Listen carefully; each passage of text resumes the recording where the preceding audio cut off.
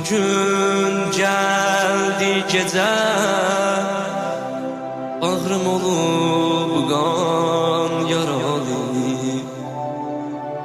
Mən sənə harda tutup şamı qəriban yaralı. Hələ üryan bədənin yerdə pərişandı Hüseyin. Bu qəmindən ürəyim laləsi fətqandı Hüseyin.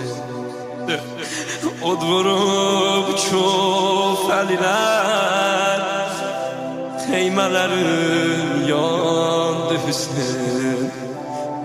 Mən sənə harda tutum şamı qəriban yaralı.